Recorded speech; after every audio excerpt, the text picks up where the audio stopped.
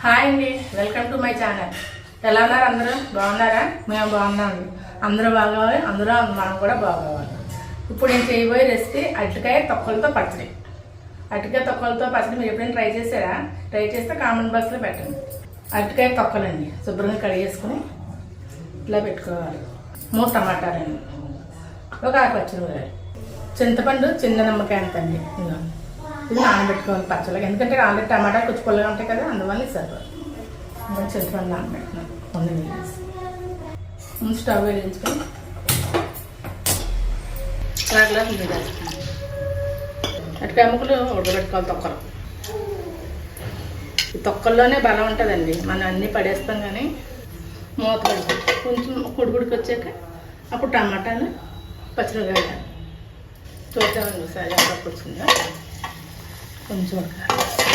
ఇవన్నీ ఉడుకుతున్నాయి కదా, ఇప్పుడు టమాటా ముక్కలు 3 టమాటాలు కోసాయి, పచ్చిమిరపకాయలు 6 పచ్చిమిరపకాయలు ఇవి ఉడకాలి, బాగా ఉడకాలి.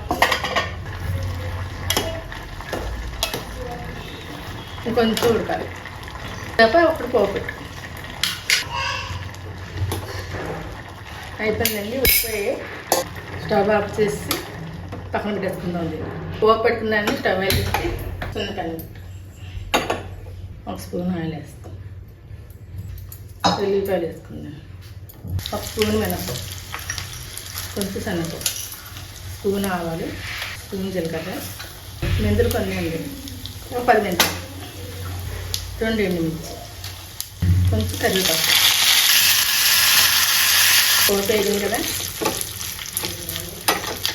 స్టవ్ అయిపోతుంది.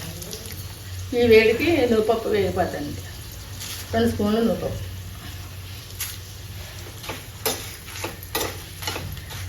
ఇప్పుడు మిక్సీలో పట్టుకోవాలి. మిక్సీ జార్లో పోపు వేసి ఇందులో స్పూన్ కొంచెం చల్లారాక మిక్సీ పట్టుకుందాం. వేడిగా ఉంది కదా పోపు. ఇంకొంచెం ఇలా అయింది కదండి. ఇందులో ఉడకబెట్టుకున్న టమాటాలు, అరటికాయ తొక్కలు, పచ్చిమిరపకాయలు వేస్తాం. చింతపండు నానబెట్టినాం కదండి, చింతపండు వేస్తున్నాం. వేసి మళ్ళీ మిక్సీ పట్టుకోవాలి. ఈసారి పోపు పెట్టేసుకున్నానండి. 1 స్పూన్ మినపప్పు, స్పూన్ ఆవాలు, స్పూన్ జీలకర్ర, 1 ఎండుమిర్చి, ఇది కరివేపాకు.